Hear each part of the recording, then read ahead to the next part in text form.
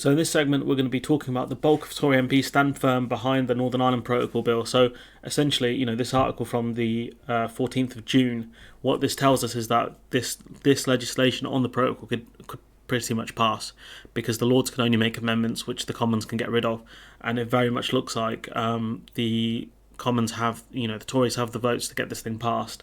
They're going to be debating the legislation very soon, and it's just kind of scary that this is happening. So ministers believe they've largely muted Conservative opposition to the Northern Ireland Protocol Bill, even though one leading Conservative critic said no MP should be voting for a breach of international law. Well, that's the party you live in, pal, so I don't know who this MP is, but maybe you should leave the party if your conscience doesn't allow you to vote for this, especially if they put in, a 3-line whip for this, which they could easily do. Leading opponents of Johnson held off from publicly rejecting the legislation after it's published, but the thing is, the ones that are, going vocal about this, they're a vocal minority in the Tory party. People like Theresa May, for example, there's not many of them.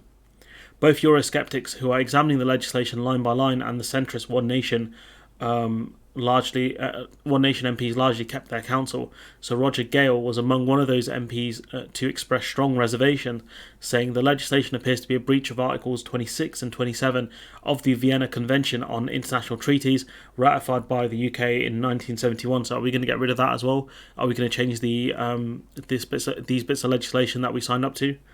I don't see how I or any member of Parliament can vote for a breach of international law. Roger, mate. MPs have had to do it before during the Iraq War. I think there was a violation of international law there. So, MPs have done it in the past, and they'll continue probably to do it in the future. I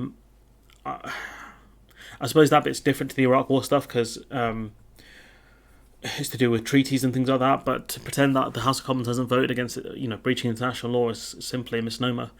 But he's one of the vocal minority.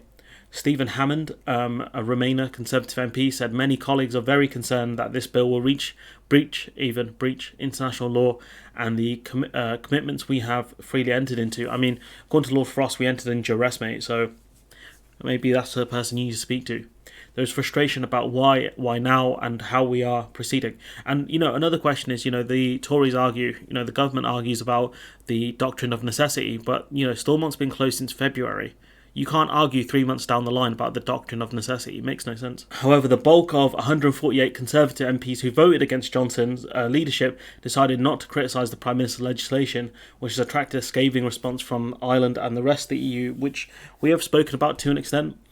The simple fact is, it looks like they have the numbers here. One MP said the party was trying not to criticise the government in case it jeopardised the chance of Liz Truss returning to the negotiating table. Now, in my opinion, that makes no sense.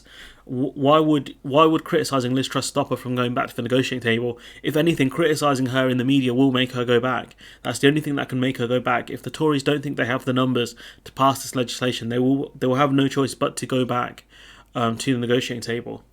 They said, and that they were hoping the legislation would never have to come to a vote. That would mean a difficult decision. I mean, it's going to come to a vote, that's the thing. And I don't know if the EU or the Americans can sanction individual MPs for voting through this legislation, but, this is a clear vote to violate international law here. The EU sounded a negative tone about starting negotiations again and repeated the protocol would not be changed, and that's the EU's stance, really. Protocol won't be renegotiated and go back to the October proposals. That's kind of it. There's not many options on the table for the UK. There's one good option, but the rest of them aren't great. At the same time, the DUP is pushing for the legislation to be passed before returning to power sharing. So what's going to happen is, unless this legislation is passed, which will take over a year, right? Which could take over a year, sorry. They're not going to go back into Stormont, even though there'll be elections coming up because there's no Stormont's not open, right? So how can you argue the doctrine of necessity in 6 months' time? Like, it doesn't make any sense, honestly. You can't argue it. It's stupid. Legal opinion also coalesced against the government's claim to justify breaking international law under the doctrine of necessity, something we spoke about.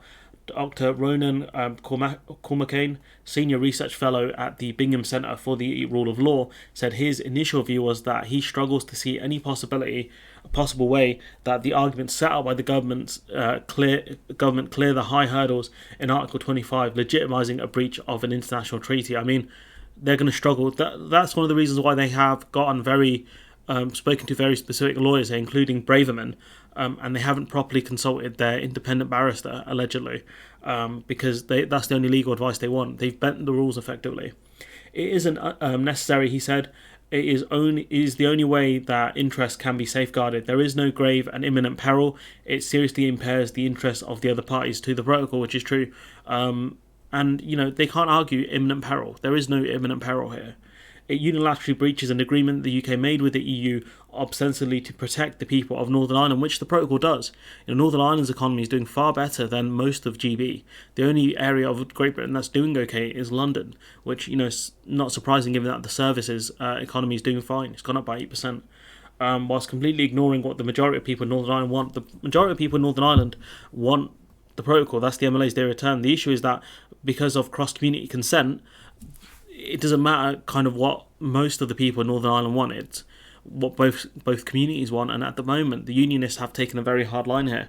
And until a speaker is elected, there's not much they can do. But we just got to hope that people vote, instead of voting for the DUP and the UUP, people vote for the UUP, the less radical of the three, in order to kind of really get around this. Because unless what's going to happen, another election's going to happen, the DUP will again block a speaker. What happened? You enter into an endless spiral. The only thing the British government can do, I think, is cut the salaries of the MLAs that refuse to go into Stormont. That's a risky move. But also just do more stuff with direct rule. You can really undermine the DUP by doing stuff they don't want, like changing the rules around abortions. The DUP aren't happy about it. They cried about it. You just got to do stuff like that and force them back to the table and just say, okay, look, you don't want to go back to Stormont. Be ashamed if someone happened to change the rules around stuff you didn't like. But anyways, I'm going to leave it there.